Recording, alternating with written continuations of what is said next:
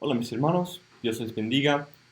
Vamos a seguir con nuestro estudio de cómo el tercer y segundo y tercer siglo de la edad cristiana. Aquí estamos viendo que la iglesia fue atacada por varias amenazas del lado de los paganos en cuanto a la persecución y también desde entre los cristianos o los que llevan el nombre cristiano con los herejes. Y era un tiempo muy tempestuoso para la iglesia naciente.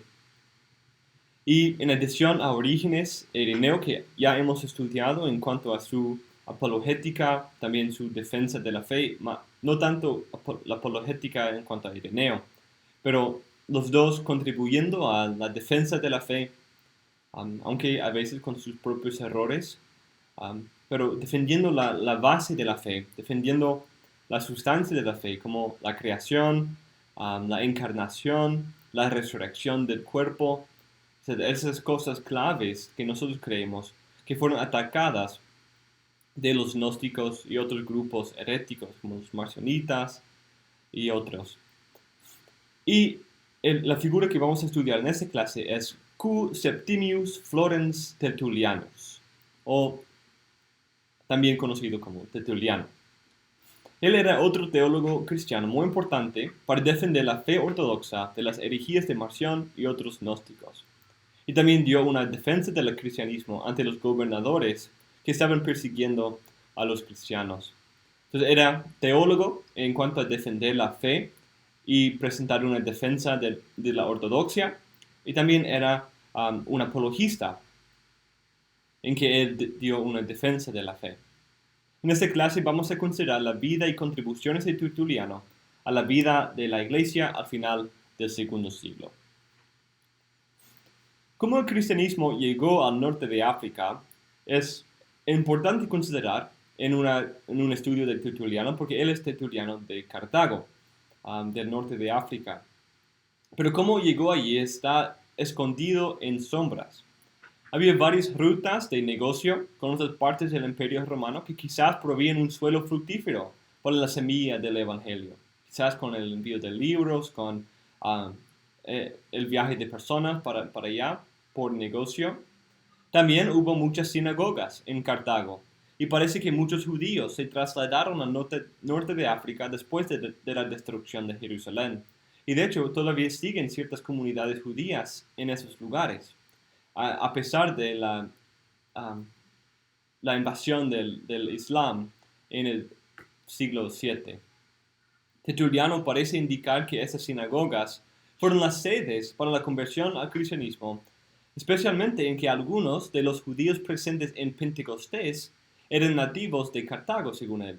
Eso se nota en una variante textual que él cita contra los judíos, una de sus obras, capítulo 7, en que lista la parte occidental de África entre la tabla de las naciones que tenían representantes en Hechos 2, 9 a 10.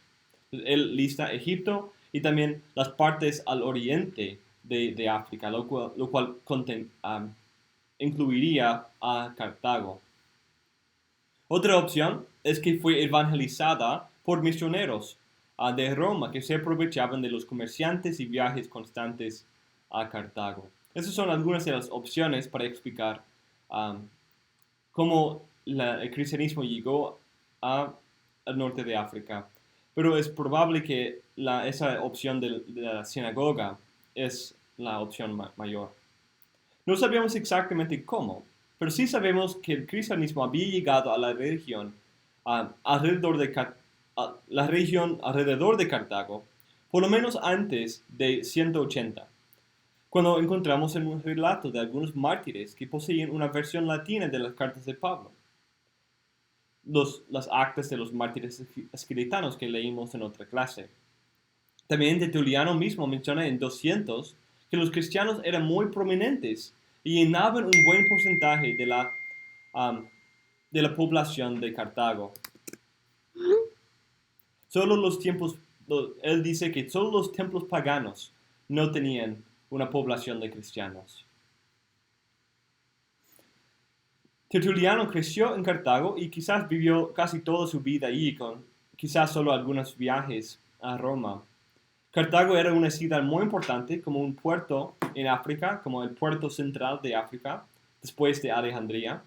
Cartago también era la tercera ciudad más grande e importante en el Imperio Romano, después de Roma y Alejandría. Él nació alrededor de 150 o 160 a padres que tenían medios para darle a su hijo una buena educación, quizás de lo que llamaríamos la clase media alta. Su padre quizás era un centurión según Jerónimo. Sin embargo, ese retrato clásico que tenemos de él ha sido desafiado por algunos eruditos modernos como T.D. Barnes y eruditos que nosotros respetamos como Michael Haykin ve sus argumentos como muy convincentes.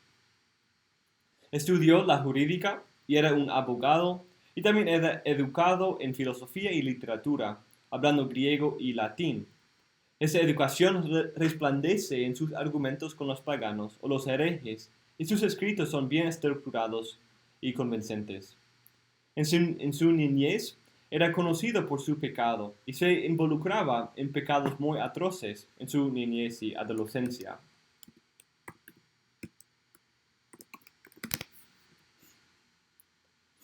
También frecuentaba los anfiteatros para disfrutar de los juegos de los gladiadores. Participó en muchos de los pecados de la sociedad romana, como la inmoralidad sexual, y también los juegos de gladiadores, donde él presenció el martirio de varios cristianos. Pero alrededor de 190 se fue de viaje a Roma, donde fue convertido a la fe cristiana. Luego regresó a Cartago, donde empezó su ministerio en la iglesia y también su ministerio de escribir. Es posible que era un presbítero en la iglesia de Cartago, aunque eso también es discutido. Otros han propuesto que era un catequista como Orígenes y no llevaba un oficio formal en la iglesia de Cartago, simplemente alguien que instruía a los nuevos creyentes. Cipriano tenía una gran visión de Tertuliano, Cipriano de Cartago, que vamos a estudiar en el próximo día de clases. Pero Agustín no lo tenía en alta estima. Tertuliano es considerado el padre de la iglesia latina y es el primero que se sabe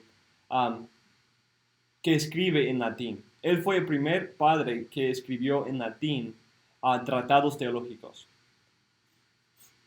Pasó su vida en Cartago, en el norte de África, y fue un escritor muy activo. Sus escritos son de 196 hasta 212 y contienen las primeras obras latinas de un teólogo cristiano. Los primeros escritos latinos que tenemos de la iglesia primitiva son de este padre. Solo hay otro documento más antiguo que fue escrito en latín, y es la historia de las actas de los mártires escritanos, alrededor de 180. Es posible que los textos bíblicos latinos mencionados en ese relato fueron las primeras versiones de la Biblia latina también. Y hubo una traducción de por lo menos Pablo en ese momento. Llegaron a hablar varias versiones latinas, llegaron a haber varias versiones latinas con traducciones hechas en tiempos y lugares diferentes. También hay otro escrito que es latín, pero viene del mismo tiempo que Tertuliano, y él había escrito antes, y es la historia de Perpetua y Felicidad. De hecho, algunos han propuesto que Tertuliano mismo fue el editor de esa obra, y fue escrito y terminado en 203 y algunos años después. Entonces, esa historia de Perpetua y Felicidad ocurre en Cartago al mismo tiempo que Tertuliano. Entonces, para ponerlo en perspectiva un poco. Y es muy probable que Perpetua, quien sabemos que era educada, podía escribir latín y quizás su martirio fue escrito en latín, porque eso era el idioma oficial de Cartago. No tanto el griego, solo por los emigrantes. De hecho, las sinagogas solían usar el latín también. Tenemos 31 de sus 43 libros que él escribió. Era un autor prolífico. Escribió mucho en defensa del cristianismo en general y contra ciertas herejías que se encontraban en la iglesia en ese momento. Fue uno de los primeros en defender ávidamente la idea de la Trinidad en una manera muy explícita. Y de él obtenemos la palabra latina, de la que derivamos Trinidad, lo cual es Trinitatis. Esas ideas se desarrollan más claramente en su obra Contra Praxias, que hemos estudiado antes y vamos a considerar un poco más en esta clase. Su mayor trabajo es la Apología, y fue también su primera obra escrita. Desafortunadamente abrazó la enseñanza de los montanistas en el año 207, y vamos a considerar quiénes son ellos al final de esa clase. Y por esa razón y muchas otras, no es querido por mucha gente hoy en día o en la historia de la iglesia, ni en la historia de la iglesia. Sin embargo, debido a la amplia gama de sus escritos, y también que él mantuvo su trinitarianismo y su convicción de la encarnación y todo eso, incluso siendo montanista, parece que su montanismo era más una conversión moral que una conversión teológica en cuanto a esos fundamentos de la fe. Que hay muchos debates sobre sus escritos y él puede ayudarnos también a nosotros en estudio de algunos grupos modernos. A pesar de su conversión al montanismo, tuvo una influencia muy grande en el desarrollo de la teología de la Iglesia Occidental y se puede ver en Nicea y Calcedonia también. Algunas de sus formulaciones, su lenguaje, llegó a ser el lenguaje estándar para hablar de la Trinidad y también de hablar de la naturaleza de Cristo como dos naturalezas en una sola persona. Vemos la primera expresión más clara de eso en Tertuliano. De esas muchas obras podemos resumirlas en tres categorías principales. En primer lugar, escribió varias obras apologéticas. Entonces, de las 43 obras o las 31 que nosotros tenemos existentes, hay tres clases: apologéticas, doctrinales y prácticas. Su primera obra y su obra más importante es su Apología, escrita en 196. Por esa razón se puede ver como un apologista, aunque no le llamaríamos un apologista griego, porque no hablaba griego, era de habla latina.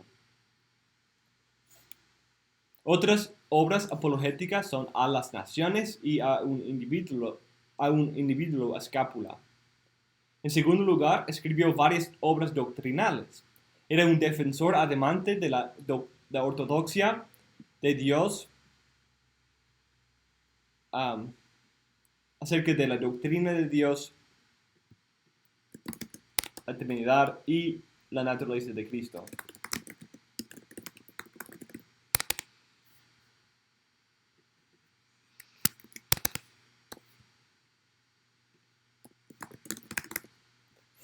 Y eso puede verse en sus dos libros claves, Contra Marción, 5 libros en contra de Marción, y también su libro Contra Praxias, que creo que van a leer para este curso. En tercer lugar, escribió varias obras como de disciplina, de práctica, sobre la ética cristiana. Y eso era un asunto muy importante para los montanistas, y muchas de esas obras vienen de su tiempo en el montanismo. Sobre el bautismo, sobre la modestia, sobre la huida en el tiempo de persecución, sobre el matrimonio, la castidad, el paraíso, del uso de velos, de la paciencia, del arrepentimiento, de la oración, etc.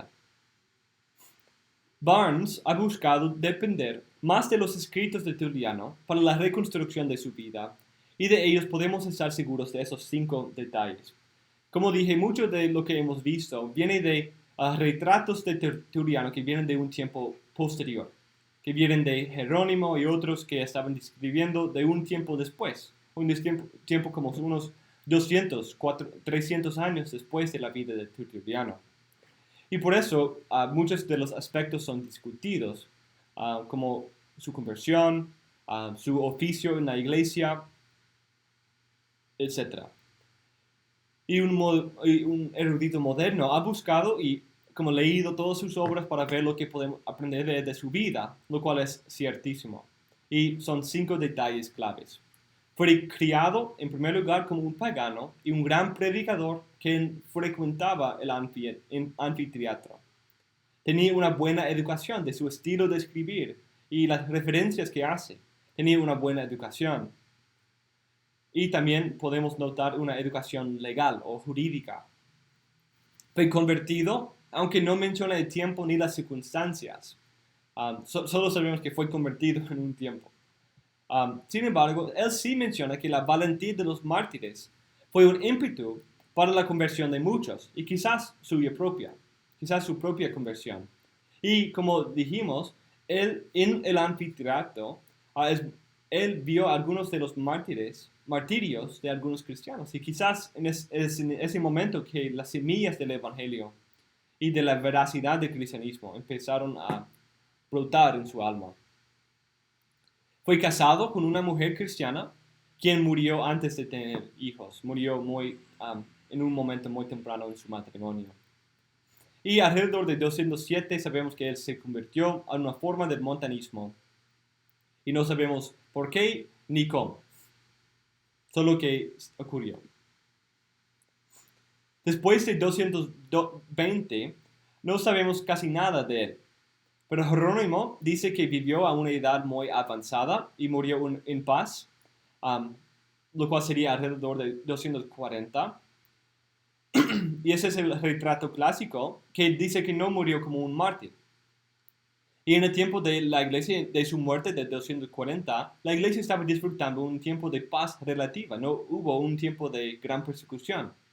La persecución vuelve en los años 250 con Decio. Barnes, por el otro lado, ha propuesto que sí fue martirizado alrededor de 225. Y es quizás por eso que no tenemos más escritos de él después de 220 más o menos. Entonces, consideramos algunos aspectos de la vida y la contribución de Tertuliano. Vamos a ver a Tertuliano como el apologista. Vamos a considerar que si quizás es un bautista, Tertuliano el trinitariano y también, en último lugar, Tertuliano el montanista. Tertuliano escribió 2 libros a las naciones y una apología, que son los 2 libros claves de apologética.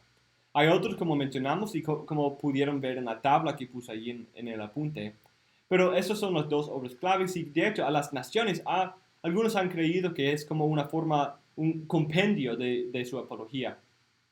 Tienen un estilo retórico que demuestra la falsidad de las religiones paganas y defiende a los cristianos. Da una defensa más comprensiva y como Justino estaba dispuesto a explicar lo que pasa en las reuniones de los cristianos para defenderles de las calumnias y como falsas acusaciones del sospecho de lo que ellos hacían en sus reuniones. Habla de la historia de la persecución, incluso los mártires de Galia en 177 que hemos estudiado, y cómo los mártires sirven como una muestra de la verdad del cristianismo, y son lo que él dice en una manera famosa, una cita famosa que quizás han escuchado, que los mártires son la semilla de la iglesia. Él dice, nos hacemos más numerosos cada vez que nos cosecháis. Es semilla la sangre de los cristianos. Como nosotros hemos usado la ilustración del diente de león. Cuando se golpea el diente de león, su semilla se dispersa en todas partes del jardín. También Tertuliano veía los cristianos como una hierba, como ese diente de león que cuando se aplasta envía sus semillas por todas partes. En su apología dirigida a los gobernadores regionales, después de una revuelta contra el emperador, defiende a los cristianos por negar su participación en esa revuelta y también ellos no participaron en la revuelta de Casio que mencionamos cuando hablamos de la persecución en el tiempo de Marco Aurelio. La esencia de su argumento es demostrar la injusticia de cómo el gobierno trataba con los cristianos. Solo perseguían a los cristianos para apacentar al pueblo. No buscaban los hechos, sino solo buscaban una confesión de ser cristiano, nada más. Eso era suficiente para matar a un cristiano. Simplemente llevar el nombre, aunque ser un buen ciudadano, aunque pagar los impuestos, aunque apoyar al emperador, ser un buen ciudadano. Sin embargo, Tertuliano dice que si ellos tomaran el tiempo para analizar la fe cristiana, lo que hacen en sus reuniones, lo que creen, etc., abandonarían su enemistad y se convertirían en sus amigos. Por esa razón, su apología contiene una explicación profunda de varias doctrinas claves, una manera de evangelizar también, y explica lo que hacen en los cultos y da una defensa más comprensiva de todos los aspectos de la vida y doctrina cristiana. Otro principio importante para la apología de Tertuliano es su antítesis entre el mundo bíblico y el mundo griego. Él es famoso por otro dicho, su estilo es muy así, como muy fácil de citar, porque tiene muchas como citas de una sola oración que son muy buenas. Así hace una pregunta: ¿qué tiene que ver Atenas con Jerusalén? Y quizás leyeron eso en su clase de apologética con el pastor. ¿Qué tiene que ver Atenas con Jerusalén? En ese dicho, su propósito es demostrar que la filosofía griega y el cristianismo no son, como muchos cristianos habían llegado a afirmar, como hermanas gemelas. Entonces no eran como la filosofía griega y el cristianismo no son los amigos que Justino y que Clemente y Orígenes afirmaban. Sin embargo, Tertuliano veía la especulación filosófica como una amenaza a la verdad bíblica. Y la cita que acabo de mencionar se encuentra en este contexto.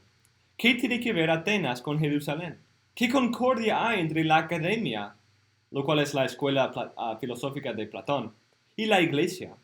¿Qué entre herejes y cristianos? Vuestra introducción viene del Pórtico de Salomón, quien se enseñó a sí mismo que el Señor debe ser buscado en la sencillez del corazón.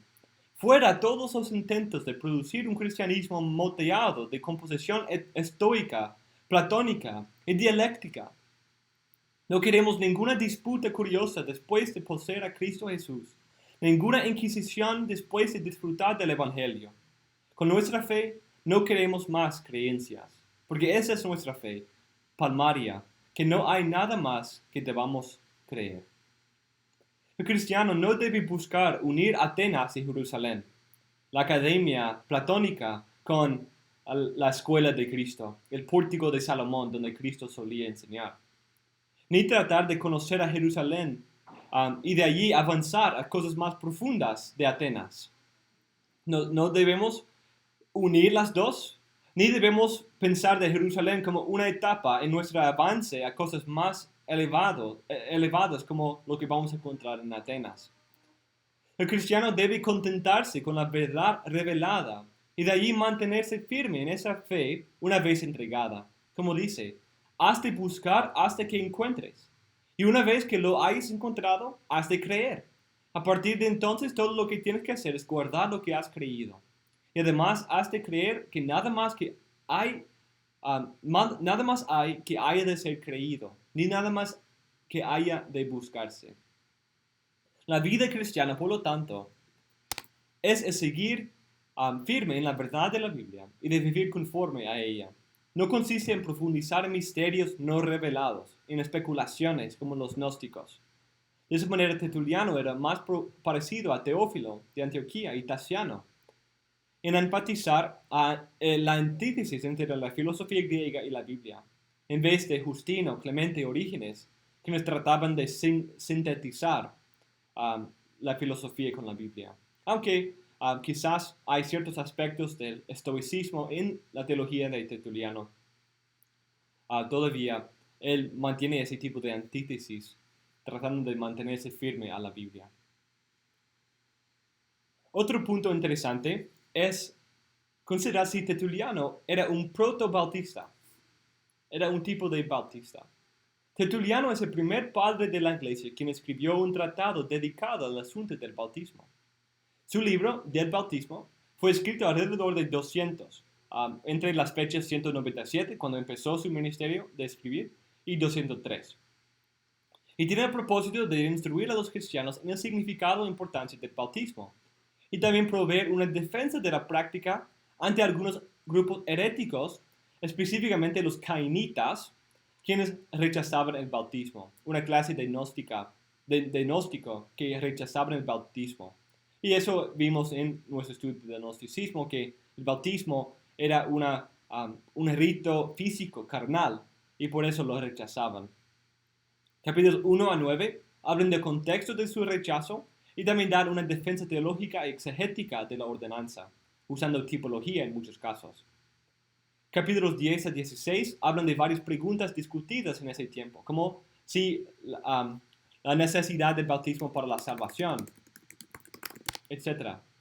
Capítulos 17 a 20 hablan de varios asuntos prácticos, como quiénes dan el bautismo, quiénes reciben el bautismo, cuándo se debe hacer el bautismo y qué debe ser el que va a ser bautizado en preparación, como para prepararse para el bautismo. Y hay mucho más que he puesto aquí, como en una manera resumido todo lo que dice. Es muy corto, si pueden encontrarlo en español, sería interesante leerlo.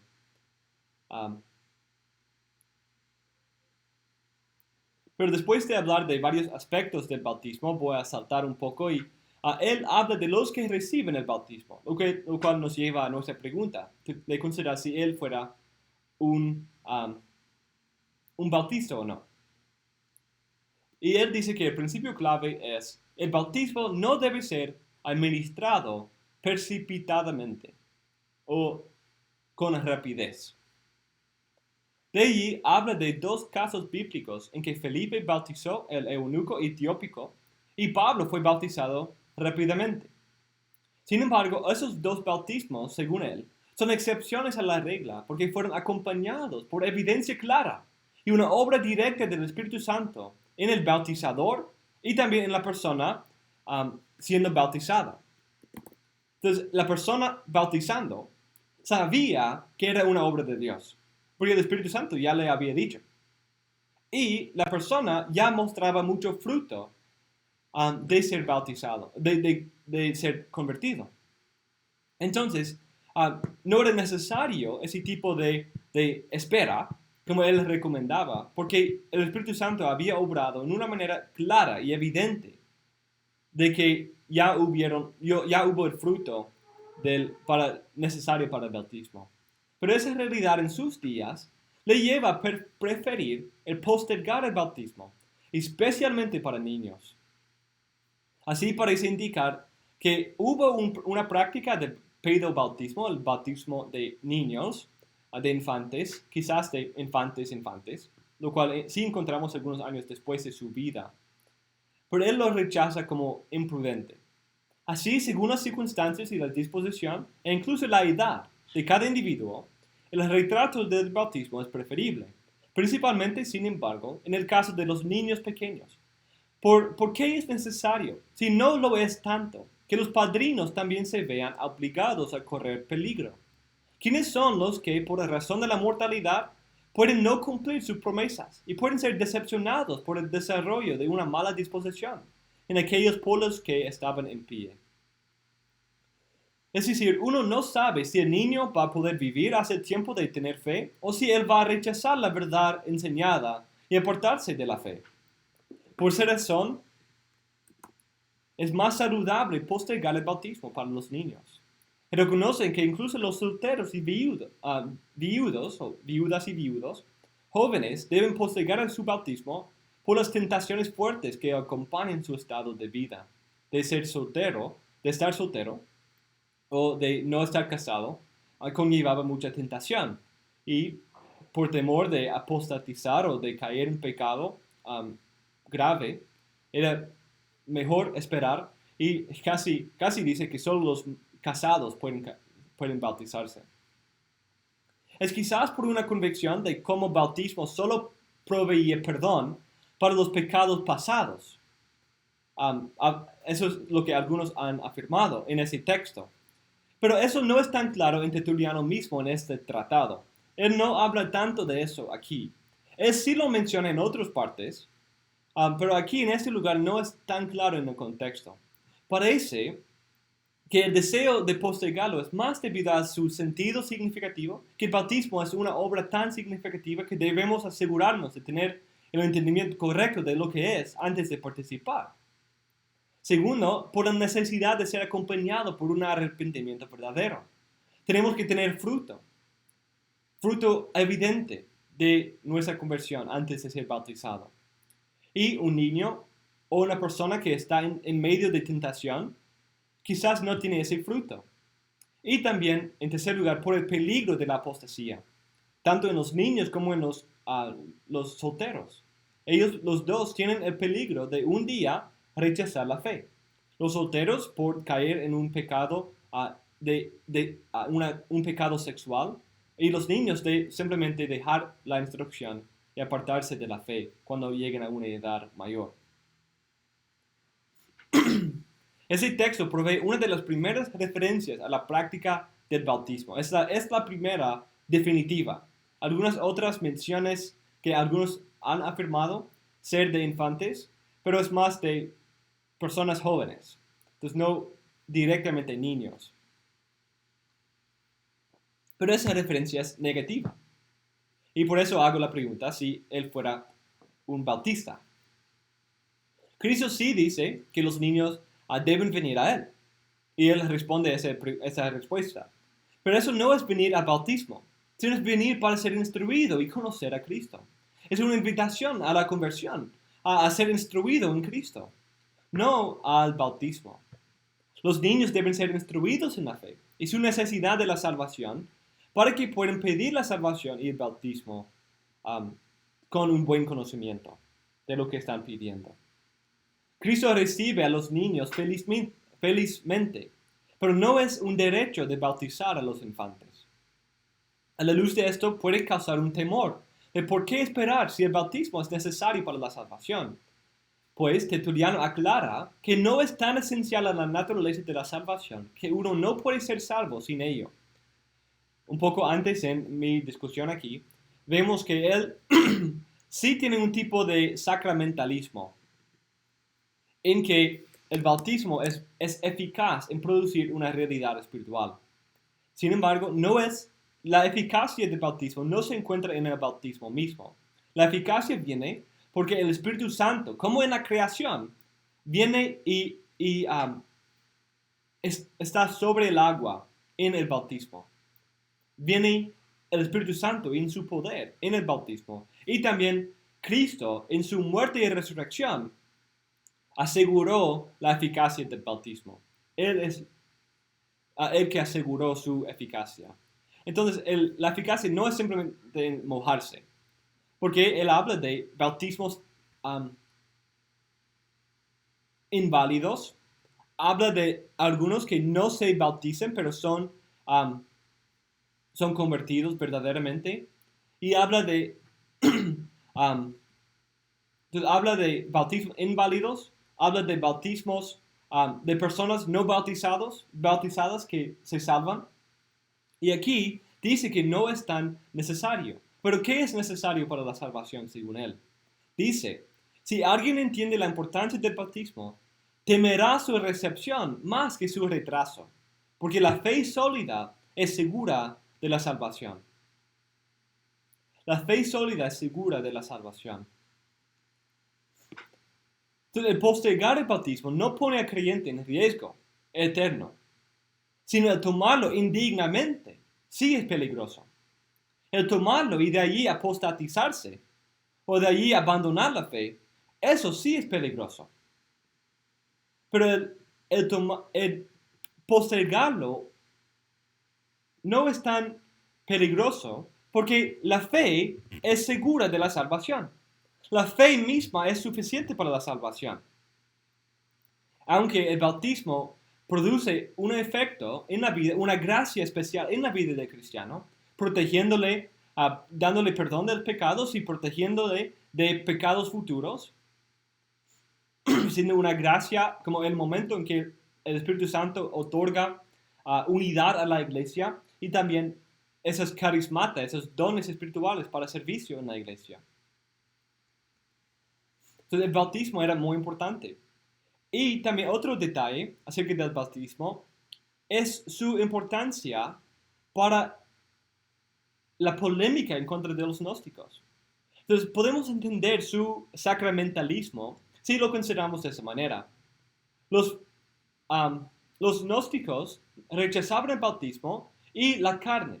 Ellos rechazaban el bautismo por rechazar la carne. Y decir que la carne no podía participar en la salvación por ser del Dios malvado. Pero Tertuliano dice, no, Dios ha hecho que el bautismo sea eficaz para la salvación.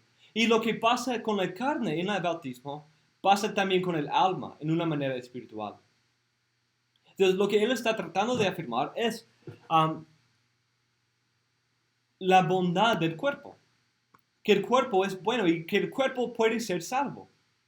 Quizás no es la mejor manera de hacerlo, pero él tiene un buen motivo de mostrar que el cuerpo también va a participar en la salvación, en contra de los gnósticos. Concluye su tratado con una discusión de cómo hacer el bautismo. Como era la práctica común en la iglesia primitiva, el creyente se preparaba para el bautismo con una vigilia, ayunos y muchas oraciones, después de un tiempo de introducción, como acabamos de ver. También una parte clave de la preparación fue la confesión de todos los pecados, en privado, y también ciertos pecados públicos. El bautismo era importante en ese sentido por dos razones. Proveía perdón de los pecados pasados y daba una preparación para la entrada en tentación. Como Israel pasaron por las aguas del bautismo, como Pablo menciona, en el Mar Rojo, y de ahí entraron en el desierto para ser tentado. Jesús fue bautizado y de ahí entró el desierto para ser tentado. También los cristianos salen del bautismo y entran en una batalla de tentación, y el bautismo les provee como una preparación y dones espirituales y gracia especial para entrar a ese mundo de tentación. Y de allí terminan con una oración, la petición especial por los dones espirituales y la entrada formal del creyente a la membresía de la iglesia. Y termina con esas palabras. Por lo tanto, bienaventurados a quienes la gracia de Dios espera, cuando subáis de la fuente más sagrada de vuestro nuevo nacimiento, y extendáis vuestras manos por primera vez en la casa de vuestra madre, la iglesia. Junto con vuestros hermanos, pedid al Padre, pedid al Señor que os provea de sus propias especialidades de gracia y distribución de dones. Pedid, dice él, y recibiréis. Bien habéis pedido y habéis recibido. Habéis llamado y se os ha abierto. Solo os ruego que cuando pidáis, tengáis en cuenta también a Tertuliano, el pecador. Con ese estudio breve de Tertuliano y su tratado del bautismo, podemos notar ciertas semejanzas con los bautistas, como el rechazo del bautismo. Pero Tertuliano todavía demuestra algunos de los inicios del pensamiento sacramental que estaba surgiendo en la iglesia en ese tiempo. Lo vamos a ver aún más en Cipriano, quien vivió después en el mismo tiempo, como al final de la vida de Tertuliano. Y también va a ser parte esencial de la Iglesia Católica Romana. Eso nos lleva a otro punto importante, y es, pues, desafortunadamente voy a tener que saltar eso. Hemos hablado de eso en otras clases, y pueden considerarlo allí, pero es importante que consideramos Tertuliano el montanista, porque no vamos a tener otro lugar para hablar de eso. Entonces, lean esa parte de él en su defensa de la Trinidad. Ya lo hemos visto en otras clases, pero sería bueno verlo. Como dije, Tertuliano, quien es el gran defensor de la fe ortodoxa, terminó uniéndose a la secta de los montanistas en el 207. González reconoce que ese paso dado por Tertuliano es uno de los misterios insolubles de la historia de la Iglesia. Es un enigma considerar por qué, y de hecho no nos explica muchos detalles en sus escritos. Esa secta surgió alrededor de 171, bajo el liderazgo de Montano, quien confesaba tener el don de la profecía. Antes, Montano había sido un sacerdote pagano hasta su conversión en 155. Al principio, él y sus dos seguidoras, Maximiliana y Prisca, profetizaban y hablaban en lenguas y exorzaban demonios. El profetizar en la iglesia no era tan nuevo en sus días, ya que, como hemos visto, había ciertos remanentes del don profético en la iglesia hace ese tiempo. Aunque la iglesia empezaba a verlo como algo extraño, como los vestigios de un tiempo anterior, pero todavía seguía un tiempo breve y hace su cesar completa. Montano había recibido una visión de Dios de que Jerusalén, no era tan nuevo el don de profecía, pero el problema era que sus profecías empezaban a chocar con la fe y lo que la Biblia había dicho. Él había dicho y profetizado que Jerusalén, la Jerusalén celestial, iba a descender en una ciudad cercana, Pepusa, de Frigia, y todos los cristianos deberían juntarse allí para la llegada del fin del mundo. En vez de afirmar una sucesión de los apóstoles, afirmaban tener una sucesión desde las hijas profetizas de Felipe. Ellos profesaban ser el inicio de una nueva edad en la historia de la redención, y estaban esperando el regreso inminente de Cristo en el mundo, en esa ciudad de Pepusa. Ellos habían sido los verdaderos recipientes de la promesa del Espíritu Santo, y así iniciaron esa nueva edad. Por eso a veces este grupo se llamaba la Nueva Profecía, o también los frigianos, por ser de Frigia y centrar toda la historia de la redención en Frigia. Con esa inspiración especial del Espíritu Santo, o el Paracleto, el término que ellos preferían usar, los montanistas se creían ser los recipientes verdaderos del cumplimiento del Juan 14:16.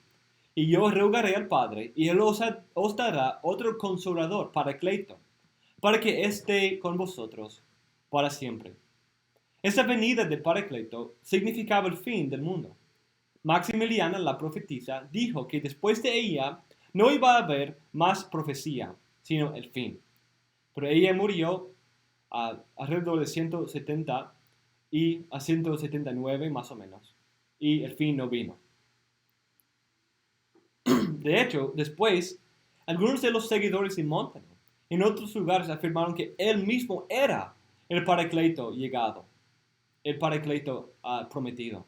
Él no afirmaba eso, pero sus seguidores sí llegaron a decir eso.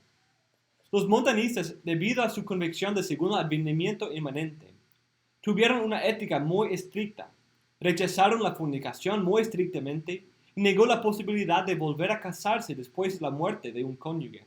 Tertuliano, después de la muerte de su esposa, nunca volvió a casarse, por ver eso como una forma de fornicación. Tuvieron varios ayunos establecidos, el uso de velos, y que los cristianos nunca deben buscar evitar la persecución. También animaban a sus seguidores a buscar el martirio. Los montanistas creían en la nueva revelación, glorificaban el martirio, negaban la posibilidad de perdón después de la apostasía, el adulterio o la fornicación y otros pecados serios. Las nuevas revelaciones de Montano no producían muchas doctrinas distintas, sino se enfocaban en ciertas prácticas o principios morales. Entonces, el montanismo podía adaptarse a cualquier sistema doctrinal que uno tenía. Si fuera un gnóstico, podía adaptar a la idea de la segunda venida y también a la ética del montanismo y seguir siendo un gnóstico. También si fuera un ortodoxo como Tertuliano, podía adaptar su código moral y ser un montanista moral. Por ejemplo, Tertuliano dice que su conversión al montanismo le convenció aún más de la naturaleza trinitaria de Dios y que Dios era el creador. Entonces no le apartó de la fe ortodoxa en cuanto a esos puntos, pero le cementó en esas verdades, solo le cambió algunos de sus aspectos prácticos. Pero era la venida del Paracleto que trajo la madurez de justicia, de rectitud. Dice, la rectitud estaba al principio en un estado primitivo, con solo un temor natural a Dios. Desde esa etapa progresó a través de la ley y los profetas, hasta su infancia. Luego pasó a través del Evangelio, al entusiasmo de la juventud. Ahora a través del Paracleto se está asentando en la madurez. Sin embargo, la iglesia tenía un enfoque en ese tiempo, en las escrituras y las reglas de la fe que eran fijas en la mente de los cristianos. Pero los montanistas ponían en duda la suficiencia y certeza de esos fundamentos de la fe, y así fueron rechazados. Porque algunos sí llegaron a extremos de cambiar doctrina a través de sus nuevas revelaciones. Y no solamente imponer legalísticamente ciertos principios morales.